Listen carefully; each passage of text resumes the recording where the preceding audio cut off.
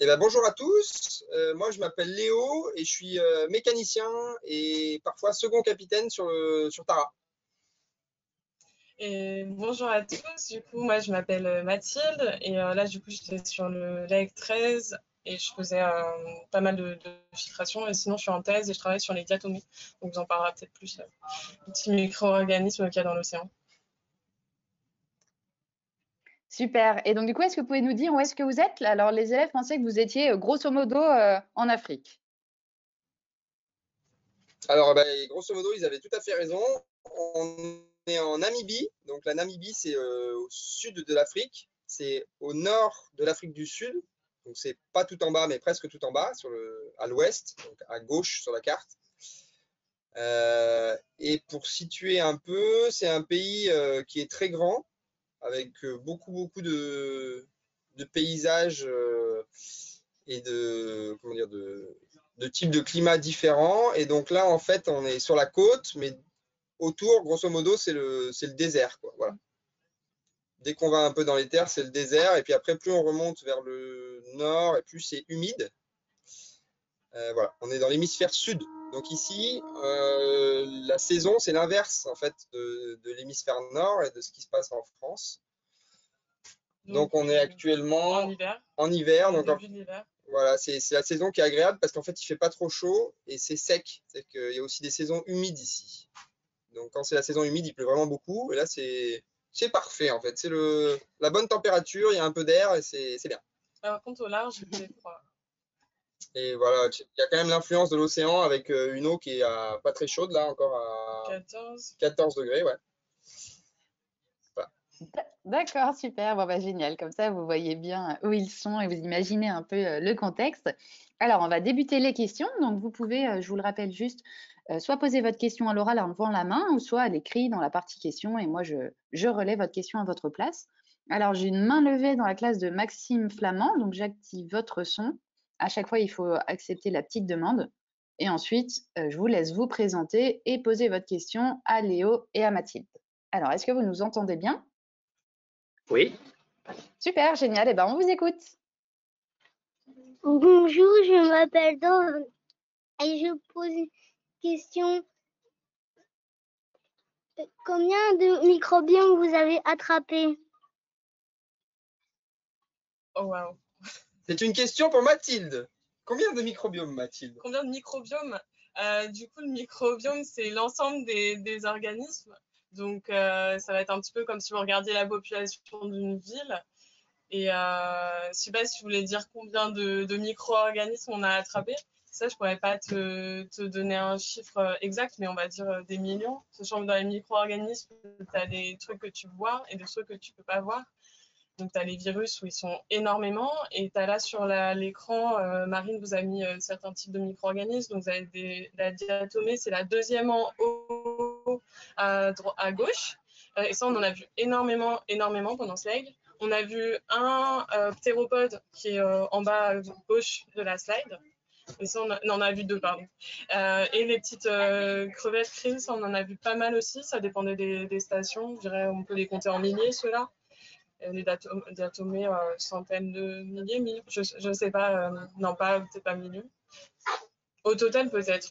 Mais voilà, c'est des chiffres qui sont très, très grands. C'est un peu des ordres de grandeur de population par pays.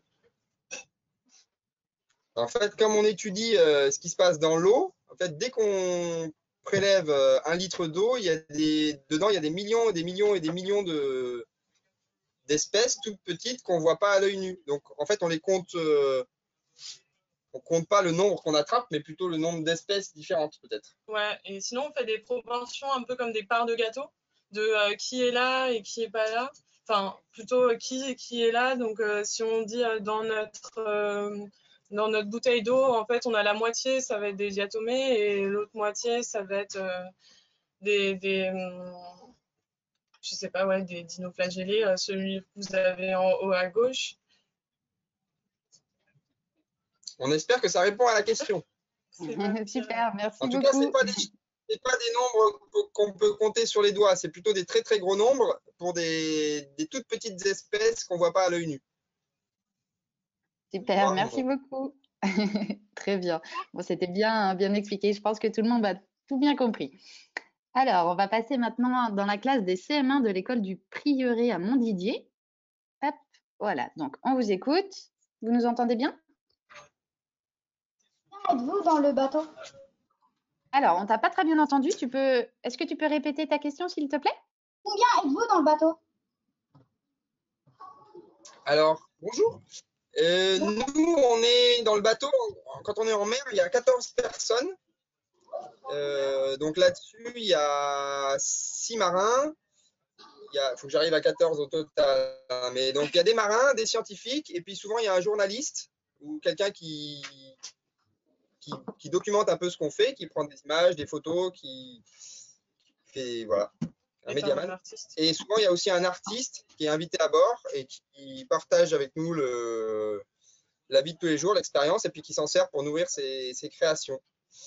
Et quand on arrive en escale, on est beaucoup plus parce qu'en fait, on accueille des locaux, donc on accueille souvent des bénévoles qui nous aident à faire visiter le bateau. Par exemple, là, on a eu des classes de jeunes de Namibie.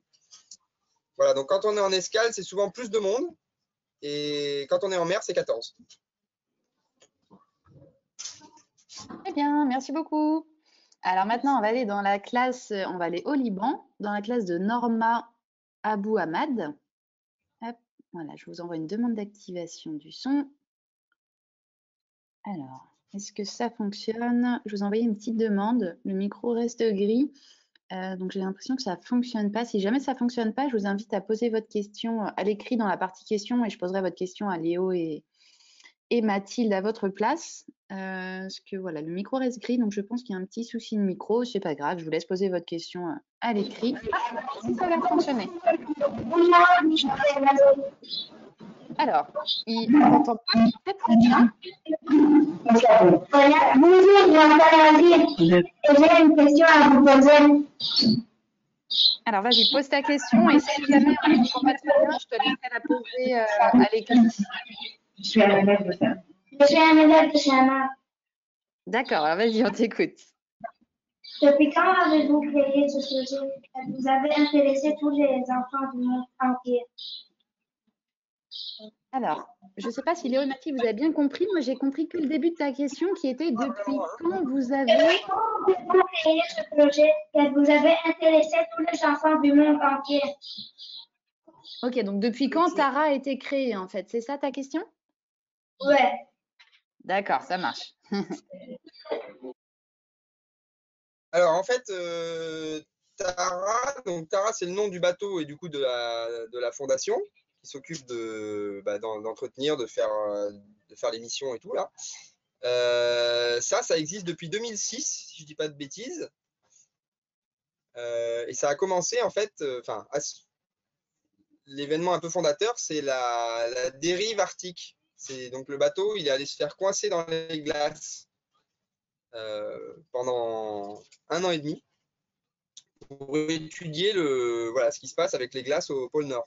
Ça, c'est un peu l'événement fondateur de Tara.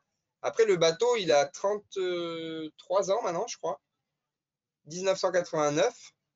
Et voilà. Et avant ça, il y avait déjà eu un peu des expéditions scientifiques, mais avec d'autres propriétaires, avec les premiers propriétaires du bateau, et notamment Jean-Louis Etienne, qui était un explorateur français. Et donc Tara, ça fait à peu près, 2006, ça fait combien ça? 16 ans, 17 ans que ça existe. Oui, il y a eu une grosse mission il y a 10 ans qui a fait le tour de la Terre déjà. Et là, on est sur une deuxième grosse mission qui est cette fois-ci avec un aspect plus sur les côtes. Parce que la Tara Océan, c'était vraiment sur l'océan, des grandes traversées. Et là, il y a un intérêt particulier aux zones en fait, qui sont proches de nous, mais qu'on ne connaît pas si bien que ça. Voilà. Du coup, là, on remonte les côtes africaines. Super, merci beaucoup. Oui. Oui, ça répondait très bien à la question. Alors maintenant, on va aller dans l'école de Raoul Ridou à Fort-Mahon. Alors, donc j'active votre micro, vous pouvez vous présenter. Et c'est bon, on vous entend. Bonjour, je m'appelle Alice. Est-ce que vos recherches avancent bien et est-ce que vous avez découvert de nouveaux spécimens? Alors, ce qui était très chouette là sur cette mission, c'est qu'on s'intéressait à un phénomène en fait d'apport d'eau froide qui viennent de l'Antarctique jusqu'en Afrique. Et ça apporte en fait plein de nutriments, donc plein de nourriture dans l'océan. Et aussi le désert qui emmène aussi plein de nutriments, donc aussi d'autres nourritures aux micro-organismes. Et chaque station du lac, donc on en a fait 15 quand même. Ça paraît pas beaucoup, mais c'est quand même pas mal. Et chacune des stations, en fait, c'était super différent. Donc, on n'avait pas du tout les mêmes espèces. Et moi, j'ai été particulièrement impressionnée parce qu'on a vu des énormes micro-organismes. C'est-à-dire que normalement, on ne les voit pas à l'œil nu. Et là, ils étaient quasiment à des tailles où on pouvait les voir à l'œil nu. Donc, ça, c'est vraiment fou. Ça veut dire qu'ils avaient des conditions super top pour eux. Donc, ouais. Et Mathilde, est-ce Donc que tu peux ça avance expliquer... bien. Après, Oh, pardon, désolée, oui, un petit Ouais. décalage. Est-ce que tu peux expliquer, s'il te plaît, ce que c'est un leg et des stations? Parce que je ne sais pas si c'est clair pour toutes les classes, s'il te plaît. Ouais. Ok, du coup, un leg, c'est la traversée entre deux points à terre. Et là, à chaque fois, ces points à terre, ils sont choisis par rapport à des objectifs scientifiques, donc des questions qu'on va se poser. Là, du coup, c'était ces remontées d'eau froide et comment ça interagit aussi avec le désert et le gros fleuve Orange. Et la deuxième question, les stations, en fait, c'est les points qu'on décide, parce qu'on ne peut pas aller prélever l'eau de tout l'océan, c'est impossible. Du coup, on s'arrête à des points assez spécifiques qui, pour nous, sont caractéristiques de l'environnement qu'on veut étudier. Du coup, par exemple, on voulait comprendre mieux l'influence du désert. Du coup, on a fait des stations en face du désert. Super, merci beaucoup. Je pense que ça clarifie bien tes propos. C'est super. Et Léo, tu voulais compléter avec quelque chose? en fait, la réponse à la question si la science ça avance, oui. Après, nous, on fabrique un peu des données. On essaye de récolter des informations pour qu'après les scientifiques derrière ils puissent travailler et mieux comprendre. Mais c'est pas, c'est pas la chasse aux papillons, quoi. On va pas chercher quelque chose et puis une fois qu'on l'a trouvé, c'est bon. C'est vraiment, c'est une logique globale pour mieux comprendre comment ça fonctionne les océans, comment toutes les interactions entre les petites bêtes qui vivent dedans et tout. Donc c'est la science, on dit c'est un temps long, quoi. Par exemple, là, Mathilde, elle travaille sur des données qui ont été récoltées par Tara il y a 10 ans maintenant. Donc c'est pas instantané, quoi. Et c'est souvent la vie, c'est ça, hein, c'est les choses, il faut donner de l'énergie pendant longtemps pour qu'à la fin ça porte ses fruits, que ça soit intéressant. Et en plus, les scientifiques, on a une qualité et un défaut, c'est qu'une fois qu'on répond à une question, en fait, on s'en pose 10 nouvelles. Du coup, on n'a jamais fini. Ça marche, ça super, avance, merci. hein, ça avance. On comprend mieux. Très bien. Bah, du coup, Il y ça a répond à la encore question. beaucoup de travail. Et oui, j'imagine. Ce sera Bah, jamais du coup, ça répond. Pardon, désolée, comme il y a un petit décalage, je te coupe à chaque fois la parole, désolée. Ouais. Alors du coup, ça répond à la question de Lys, qui est en CM1, qui, dans la classe de Gaël Bazé, qui voulait savoir à quoi allaient servir vos recherches, mais du coup, vous avez déjà répondu, donc c'est parfait. Du coup, on va retourner à Beyrouth, dans la classe de CM1, cette fois-ci dans le collège de la sagesse. Donc j'active votre son. Ah bah. Ah, ça a l'air de fonctionner. Est-ce que vous nous entendez? Lors de vos missions, avez-vous rencontré de sérieux problèmes? Alors bonjour, moi j'ai pas très bien compris ta question. Est-ce que Mathilde et Léo, vous avez compris? Ouais. Est-ce qu'on a rencontré des sérieux problèmes? Tu veux savoir sur le dernier mois? Sarah. Eh ben, bon, je crois qu'on a à peu près compris la question. Si on a déjà eu des problèmes, j'imagine, avec le bateau. Alors en fait, ce qu'il y a, c'est qu'on essaye déjà en amont d'éviter les problèmes. Donc les plus gros problèmes en bateau, bah, ça peut être la météo. Par exemple, s'il y a une tempête ouais, je vois surtout ça, la tempête. Ou par exemple taper un autre bateau, ça c'est des choses qui pourraient être dangereuses. Mais en fait, on fait tout pour éviter ça. Donc bah, on fait bien notre travail pour éviter d'avoir des problèmes. Là, par exemple, nous, sur ce leg, à un moment, en regardant la météo, on a vu qu'il allait y avoir des grosses vagues, beaucoup de vent. Donc ça veut dire que ça devient dangereux pour nous de travailler, pour les marins aussi. Et du coup, on a décidé d'aller au port pendant une journée, attendre que le vent disparaisse et après repartir en mer. Et comme ça, on n'a pas de problème. Voilà. Bah là, je vois qu'il y a une image de pompiers, par exemple. Donc en fait, sur le bateau, on essaye d'être prêt au pire qui puisse arriver. Donc le pire, par exemple, c'est s'il y avait le feu à bord. Donc s'il y avait le feu à bord, on a des pompes et des lances incendie pour faire comme les pompiers à terre. On a des pompes, c'est les mêmes, pour enlever l'eau qu'on aurait mis dans le bateau en éteignant le feu. Ou si par exemple il y avait une voie d'eau, donc si le bateau commençait à couler, ben, on pourrait pomper l'eau en dehors du bateau. Et par exemple, pour tout ce qui est les moteurs et toutes les choses de sécurité, souvent il y a ce qu'on appelle la redondance. Ça veut dire qu'on a plusieurs fois, on a plusieurs moteurs. Donc si un moteur ne marche pas, on a toujours un autre moteur qui peut marcher. S'il y a une pompe qui ne marche plus, on a une deuxième pompe ou une troisième pompe qui peut faire le travail. Donc c'est ça, c'est en amont. Donc avant, on essaie de préparer et de faire pour que tout soit en sécurité. Et si vraiment ça arrive, ben, on est censé être entraîné pour faire face aux problèmes. Voilà.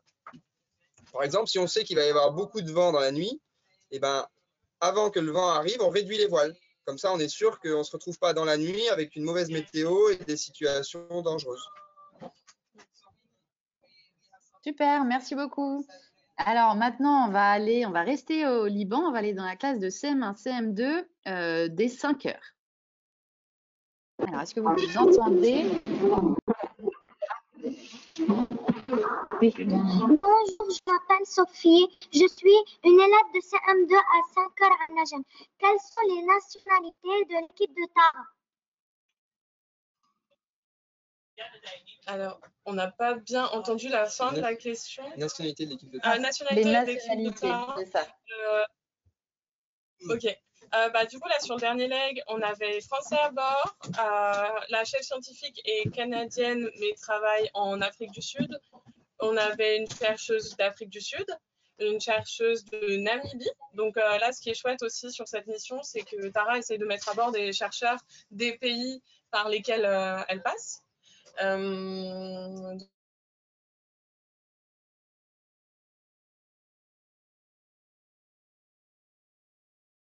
Alors, on vous entend plus. Alors. Ça marche, Oui, là alors là, c'est revenu. Ouais, on vous a loupé, je dirais, une petite dizaine de secondes. Okay. Ah, ok, on n'a rien dit d'intéressant. En fait, souvent, quand on va dans un pays, on s'associe avec les universités du pays ou les labos du pays pour déjà faciliter un peu le côté administratif, parce qu'en fait, quand on est dans les eaux d'un pays, on ne peut pas comme ça prélever comme on a envie, comme si on était chez nous. Il faut leur demander des permis, des autorisations. Et puis en fait, il y a une logique d'échange de savoir, de compétences. Donc on partage le savoir et le travail avec les scientifiques locaux au maximum. Voilà. Et puis les scientifiques locaux, ils ont aussi l'avantage de mieux connaître les écosystèmes à côté de chez eux. Donc là, par exemple, la chef scientifique et sa postdoc, donc Emma et Nicole, elle, ça fait 8 ans qu'elle travaille sur l'écosystème du Benguela, donc ces courants froids qui remontent. Et du coup, c'est quand même les mieux placés pour être sur ce leg. Et du coup, on parle anglais pour que tout le monde se comprenne. Enfin, on essaye un maximum de parler anglais. D'accord, super. Parce que tout le monde... Alors, et oui, j'imagine, tout le monde ne parle pas français. Ça marche. Alors, du coup, on va aller maintenant, on va prendre la question de l'école de Saméon. Alors, je vous laisse vous présenter et poser votre question.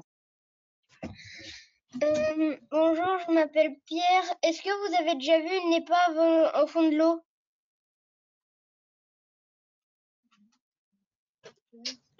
Moi, j'ai déjà vu un bout d'épave et c'était en Bretagne.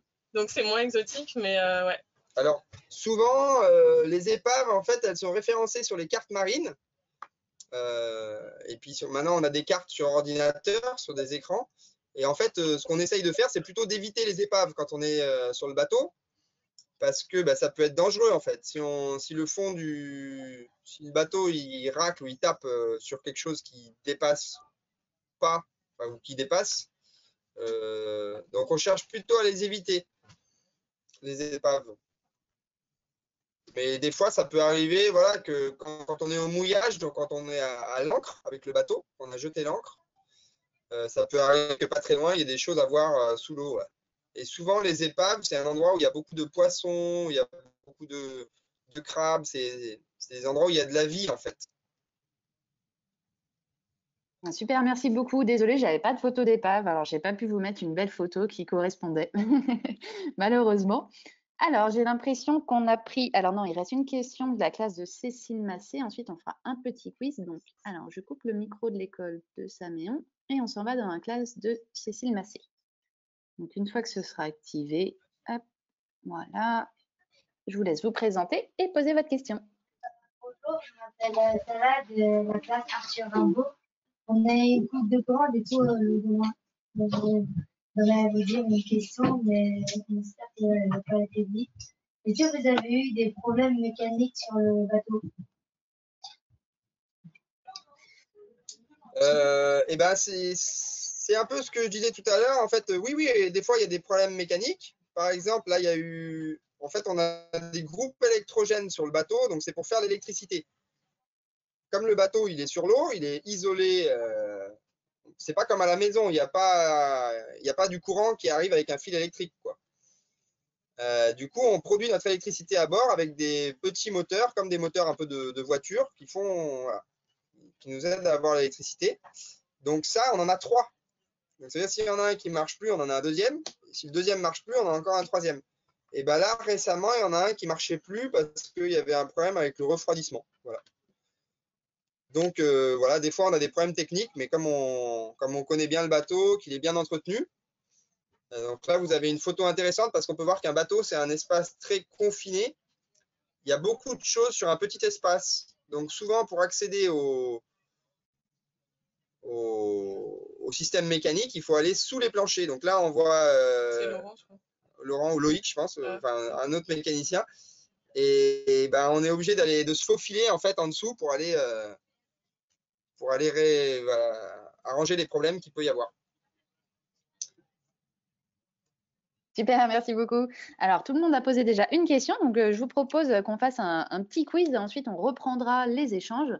Donc, on va retourner sur sur Mentimeter, le site où on était tout à l'heure. Donc, je vois qu'on a d'autres classes qui avaient répondu.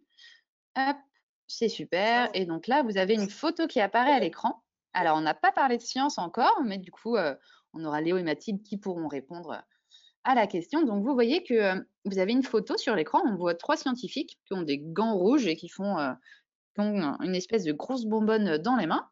Et à votre avis, qu'est-ce que font les scientifiques et pourquoi est-ce qu'ils portent des gants sur cette photo? Alors, vous avez deux possibilités. Soit ils récupèrent du poisson congelé qui était très froid, soit ils transvasent les échantillons qu'ils ont récoltés qui étaient dans de l'azote liquide à moins 196 degrés. Alors, à votre avis, laquelle des deux réponses c'est la bonne? Donc, on a déjà une première réponse pour la deuxième option. On va laisser les autres classes prendre le temps de répondre. Et ensuite, on vous laissera Léo et Mathilde nous donner la réponse. Mais pour l'instant, les votes ont l'air unanimes. Donc, on a 5 votes. On était à 9 tout à l'heure. On va laisser un petit peu de temps pour que toutes les classes puissent voter. Donc, alors, on a 5 classes qui pensent que les scientifiques sont en train de transvaser des échantillons qui étaient dans de l'azote liquide à moins 196 degrés. Alors, on a 8 votes. Il me semble qu'on était à 9 juste avant. Donc, on va patienter un tout petit peu. En tout cas, tout le monde est d'accord. Bon, j'ai l'impression que c'est stabilisé. Léo et Mathilde, du coup, vous pouvez nous donner la réponse et nous expliquer un petit peu? Je vais mettre la photo en grand. Voilà. Bah, du coup, bravo à toutes et à tous parce que vous avez donné la bonne réponse, effectivement. Donc là, les scientifiques portent des gants, effectivement, pour se protéger du froid parce que c'est un froid qui est tellement froid que si on se verse de l'azote liquide, ça brûle, en fait. Donc, personne n'a envie de se brûler. Donc, les gants servent à se protéger du froid dans ce cas-là. Et du coup, donc, pourquoi on a besoin d'azote liquide très très froid? C'est parce que En fait, le froid, ça conserve. Donc, c'est pour ça qu'on a des congélateurs à la maison, par exemple, pour garder les choses congelées, pour les manger plus tard. Et ben, c'est pareil avec la vie. Donc là, nous, on récupère de la vie en mer, sous quelque forme que ce soit. Là, si c'est des animaux très, très petits, on les filtre, en fait. On fait une espèce de soupe, une espèce de bouillie, en fait, qu'après, on va mettre dans l'azote liquide pour qu'elle soit congelée. Et on garde la chaîne du froid. Ça veut dire qu'après, ça reste dans le froid jusqu'à ce que ça arrive un jour dans les congélateurs des laboratoires à terre. Donc, en fait, on les conserve d'abord comme ça, les échantillons, dans du froid. Ouais. Et si on les filtre, c'est pour une raison très bête, c'est que si on voulait emmener l'équivalent d'eau qu'on a mis sur nos filtres, il nous faudrait un espace gigantesque. Et là, de passer, en fait, on prend de l'eau de mer et on la fait passer sur un filtre, donc ça nous permet de se débarrasser de l'eau et garder que les organismes. Super, merci beaucoup. J'ai une petite photo des filtres, je vous la montrerai tout à l'heure, comme ça pourra illustrer les propos de Léo et de Mathilde. Alors, félicitations à tous. Maintenant, on va passer à la deuxième question. Alors on n'a pas parlé non plus encore des animaux, mais vous verrez que j'ai d'autres photos, on pourra en parler après. Alors, à votre avis, comment s'appelle ce manchot? Alors, vous avez 4 possibilités. C'est un manchot qu'a vu la goélette Tara. En plus, du coup, ils ont beaucoup de chance, ils pourront nous en parler un petit peu plus. Alors, à votre avis, est-ce que c'est un manchot papou? Est-ce que c'est un manchot à jugulaire? Est-ce que c'est un manchot Adélie ou un manchot royal? Alors, à votre avis, je vous laisse voter. Et j'ai plein de photos de manchots après, donc on pourra en rediscuter juste après. Alors, à vos votes. Alors, on a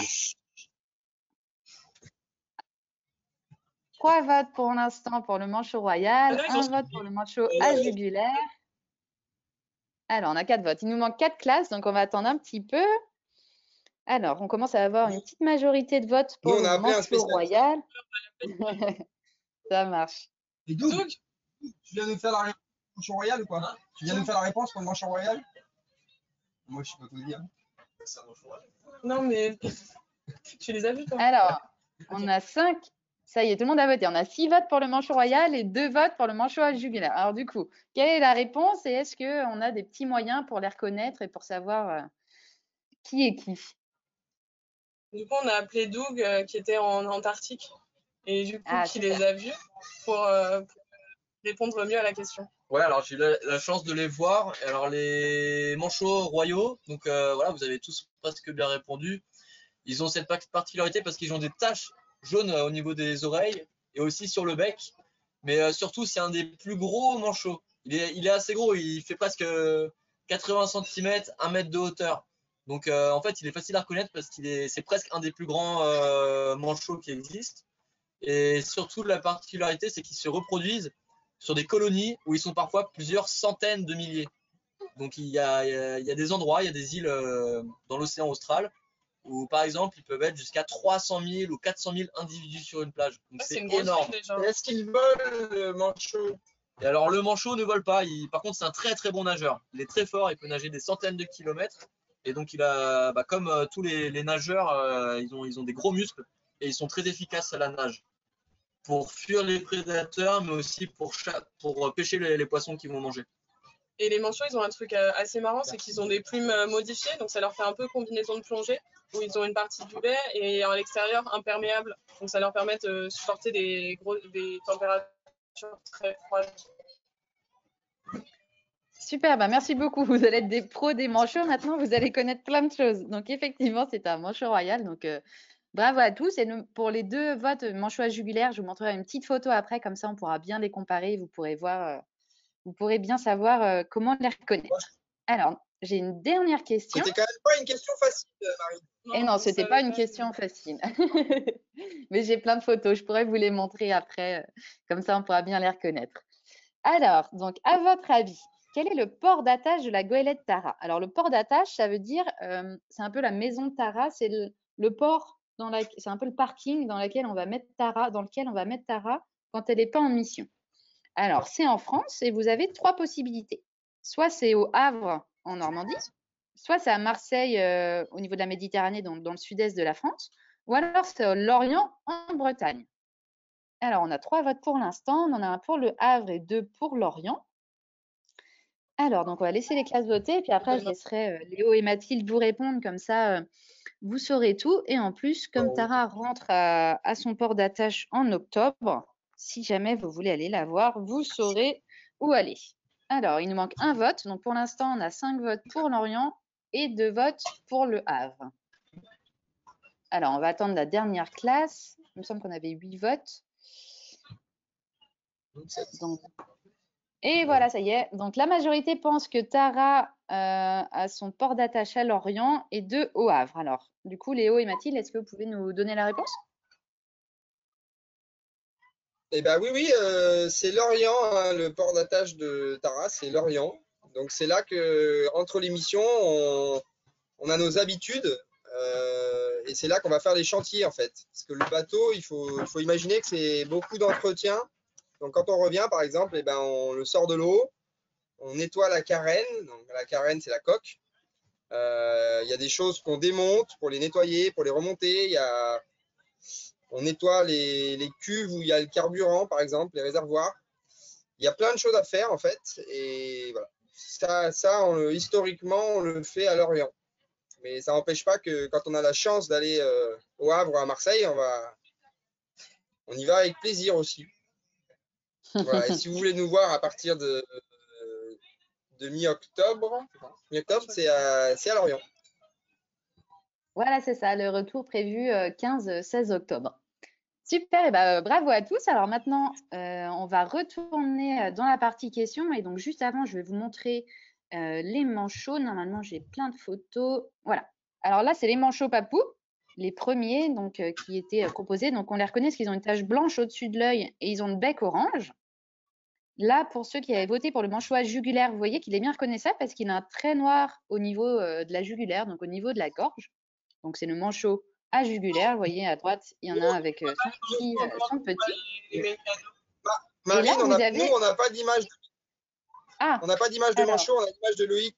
Voilà, là, c'est bien, super. Ah, d'accord, il y a peut-être eu un petit délai. Alors, je recommence. Là, c'est les manchots papous.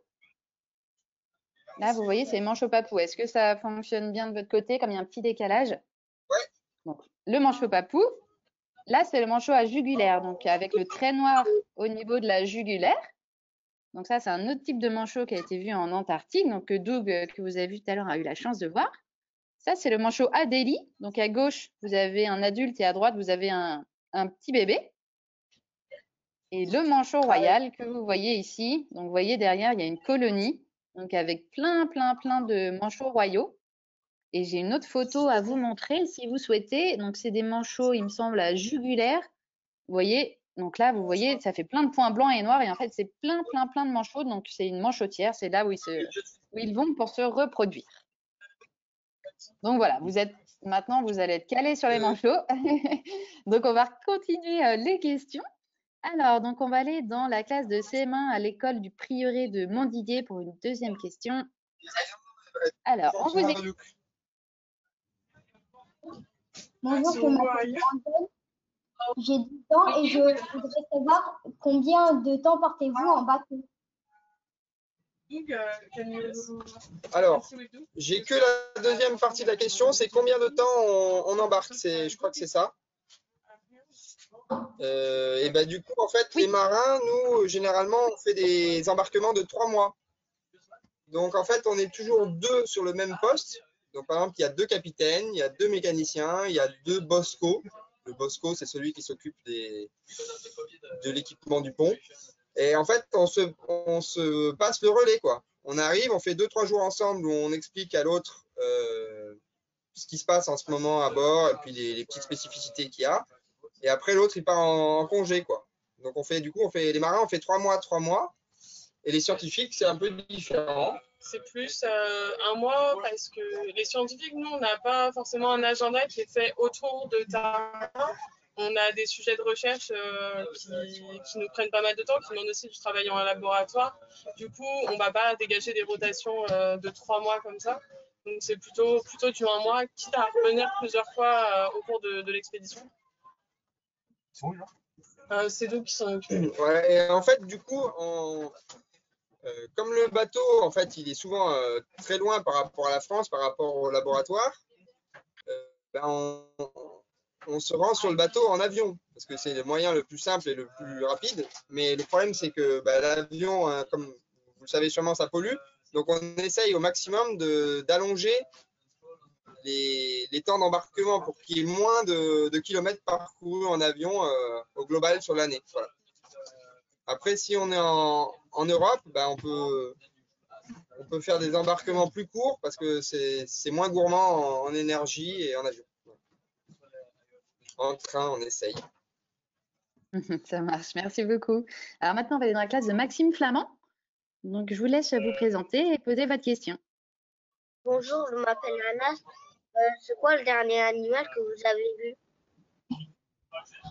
Ah, alors nous on a vu, je vais en donner deux parce que il y en a une qu'on a eu, qu'on a eu tout le leg, parce qu'on a eu des otaries tout le temps derrière nous pendant qu'on mettait les filets dans l'eau, etc. Donc ils nous encourageaient. Et là il y a là sur la troisième avant-dernière station, on a vu des globicéphales.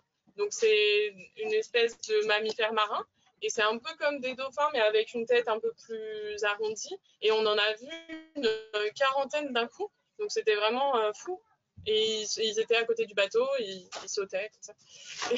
Et sinon, les compagnons les plus fidèles du marin, c'est quand même les oiseaux, parce que eux, ils sont là quasiment tout le temps. Il faut savoir qu'on peut voir des oiseaux marins, donc des oiseaux qui vont quasiment jamais à terre, et des fois ils sont vraiment au milieu de l'océan, quoi. C'est-à-dire qu'on peut être à 400, 500, des fois presque 1000 km des côtes, et il y a encore des oiseaux qui sont là, qui vivent sur l'eau tout le temps. Voilà. Soit ils volent, soit ils se posent. Il y en a même qui se posent très peu au cours de leur vie, qui passent énormément de temps à voler et à pêcher. On a vu des albatros là. Dans les mers du Sud, il y a beaucoup d'albatros, donc il y a un très beau poème là-dessus, pour les avis aux professeurs. Des oiseaux gigantesques qui jouent avec le vent et les vagues, c'est vraiment très très beau à regarder et très agréable. Super, merci beaucoup. Je vous ai mis des petites photos pour illustrer. J'avais pas les globicéphales, malheureusement, j'ai des baleines si vous voulez. Alors maintenant, on va aller dans la classe de Formaon. Donc je vous active votre son, sinon je vois que vous avez posé une question à l'écrit. Donc si le micro fonctionne pas, je poserai votre question à votre place. Ah, ça a l'air de marcher. Est-ce que vous nous entendez? Oui. Vas-y. Alors, super, on t'écoute. Est-ce que vous avez...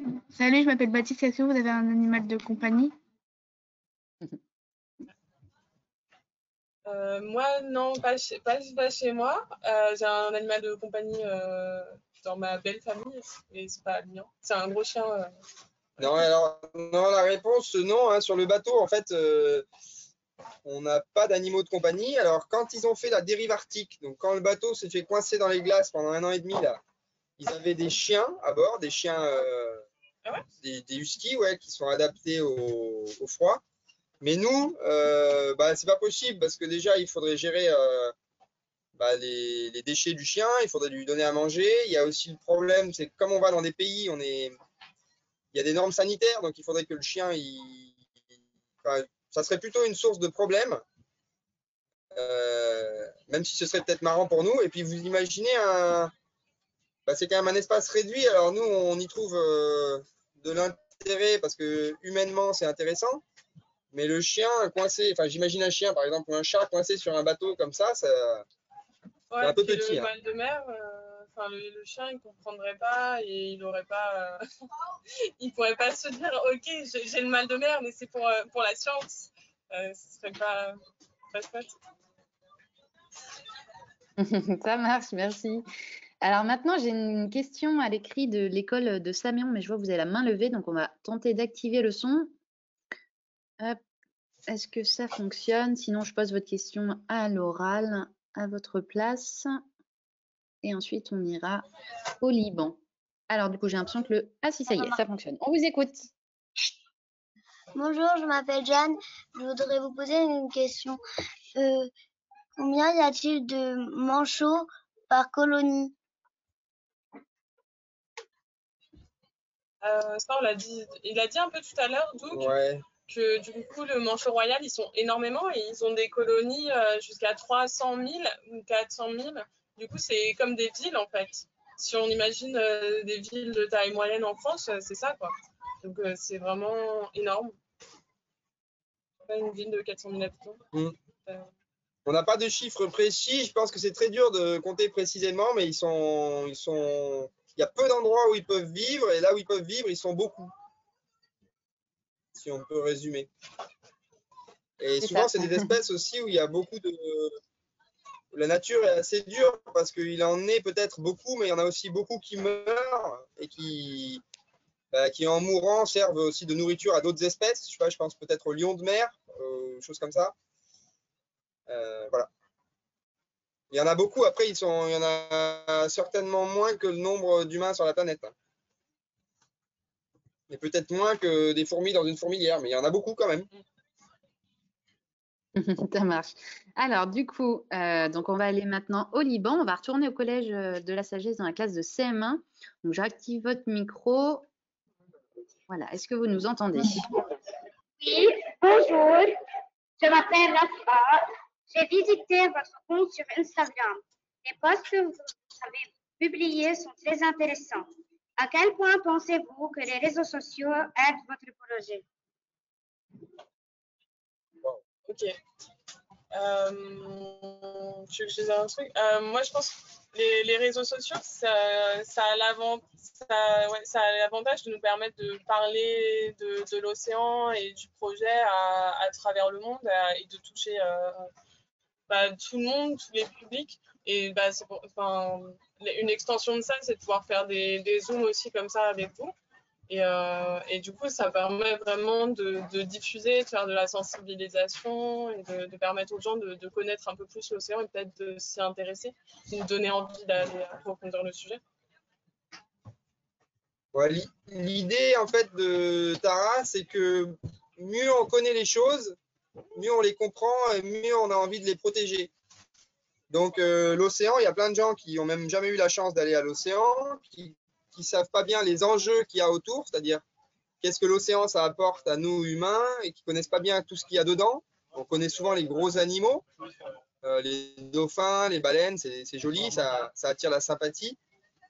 Mais les plus petits, en fait, ils sont pas bien connus et pourtant ils sont très très importants. Donc pour ça, les adultes ils disent c'est savoir-faire et faire savoir. Donc en fait, on apprend des choses et on essaye de les faire comprendre aux autres gens. Et du coup, à l'heure actuelle, ça passe aussi par les réseaux sociaux, même si c'est pas pas forcément le plus simple. Et voilà. Donc c'est pour ça qu'on est aussi, comme tu dis, sur Instagram et Facebook et tout. Et ça peut permettre aussi de montrer, de partager des photos.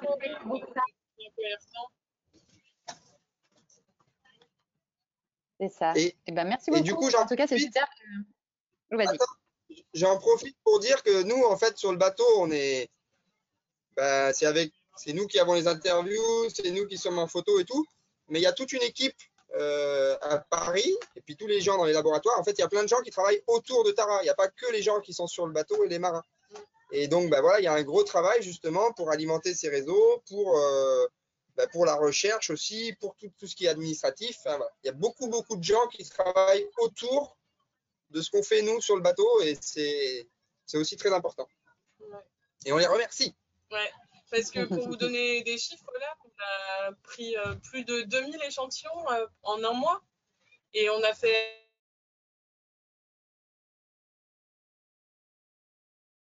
Alors, on t'a perdu, Mathilde, après que vous ayez collecté 2000 échantillons. Est-ce que vous nous entendez? Alors, est-ce que les 2000 échantillons, c'est pas à 14 que tu les traites. C'est bon, on vous a réentendu. Ça y est, vous êtes revenu, j'ai l'impression. Ça a un petit peu coupé. Alors, j'ai l'impression que votre caméra est figée. Donc ouais, je pense voilà. qu'il y a un du coup, c'est pour toutes ces. En fait, on a une tempête de sable un peu là. Attends, je mets dans. On peut tchatcher? Là, c'est bon, on vous revoit, ça y est. C'est revenu. Ah, mais par contre, je te vois parler, mais je ne t'entends plus. Alors, effectivement, il n'y a plus de micro. Alors, comment ça se fait? Hop. Alors, je vais demander à réactiver. Essayez de couper peut-être la caméra. Ah non, ça y est, c'est bon. Le micro est vert. Est-ce que vous nous entendez? La tempête, oui. Nous, on t'entend.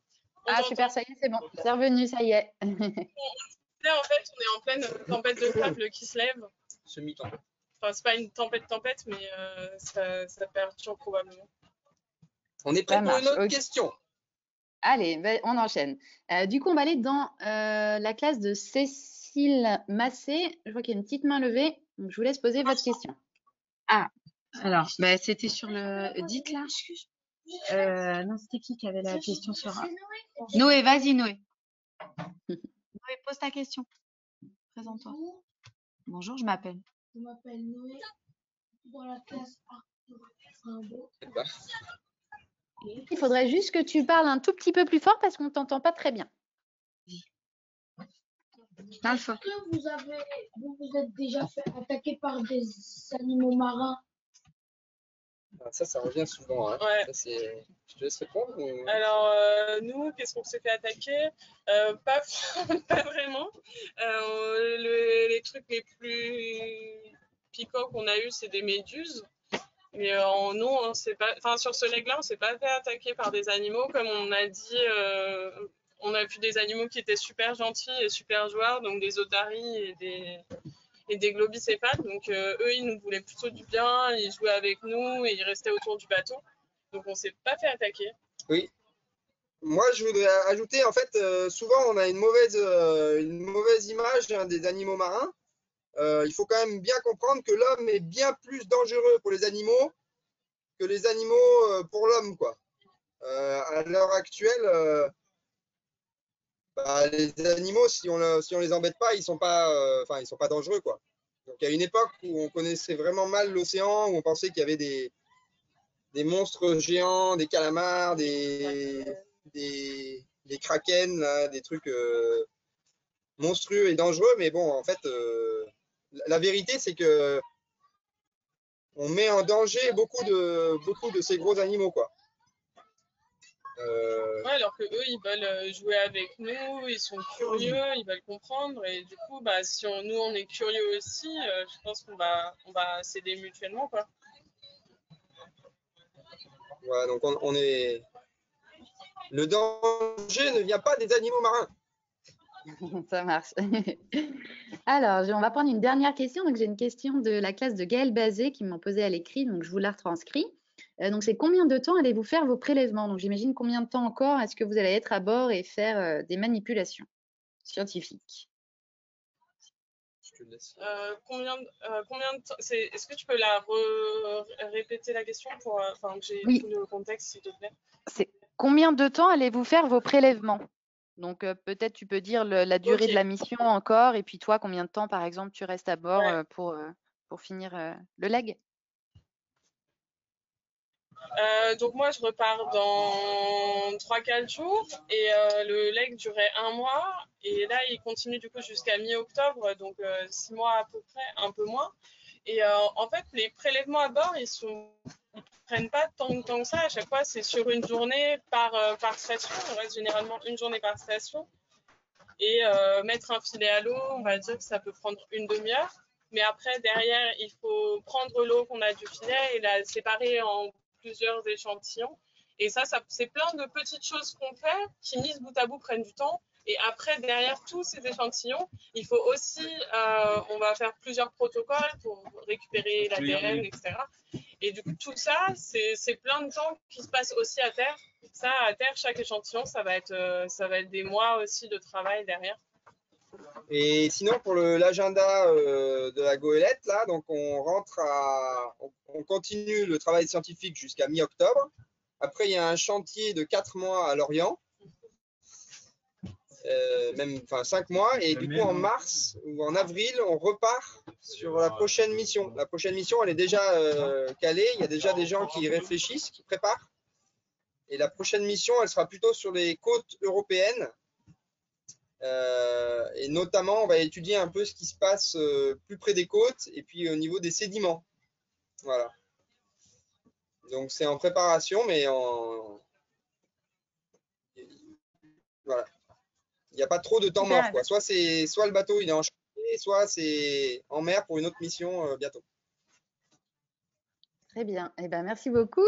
Alors, du coup, comme je vois qu'il y a encore quelques questions, malheureusement, l'heure arrive à son terme. Donc, je vous propose d'aller. Alors, on va passer cette question. Oups, mince. De dire oups. Alors, désolé, je repartage mon écran. Ah, c'est le chantier à Lorient, ça. C'est ça. Alors, désolé, ça charge un petit peu.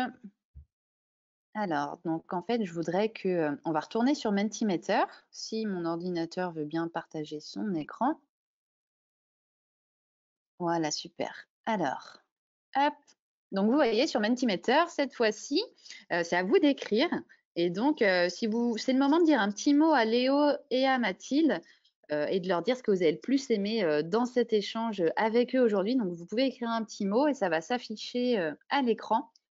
Donc, voilà, c'est le moment de partager avec Léo et Mathilde ce que vous avez aimé dans cet échange. J'espère en tout cas que vous avez appris plein de choses. Il ne faudra pas hésiter à nous reposer des questions, à revenir vers moi après si vous voulez des photos, des choses comme ça. Donc là, voilà, on va vous laisser quelques minutes pour écrire ce que vous avez ressenti, ce que vous avez aimé, et ça va tout s'afficher à l'écran. Alors, donc, on a une classe qui a dû nous quitter parce que c'était l'heure de passer à autre chose, malheureusement, mais on a encore 9 classes avec nous. Alors, donc tout s'affiche en même temps et donc tout bouge à chaque fois que quelque chose arrive. Donc, il faut être assez réactif. Alors, donc, l'équipage, les animaux, les photos du manchot, bon, bah, très bien. Les photos, vos réponses à l'équipage, les photos du manchot, votre enthousiasme. Les animaux, bon, les photos, c'est chouette si ça vous a plu. Donc, toutes les photos, elles sont prises, comme vous le disiez, Léo et Mathilde, par une Nous personne. aussi, on était bien contents On est bien content d'avoir des questions et il faut bien continuer à être curieux. C'est important d'avoir envie de comprendre les choses autour. Et pour nous, c'est vraiment chouette de pouvoir échanger, de partager ce qu'on fait et peut-être éveiller encore plus de curiosité, de questions. Et des vocations. Ouais. De marins ou de scientifiques.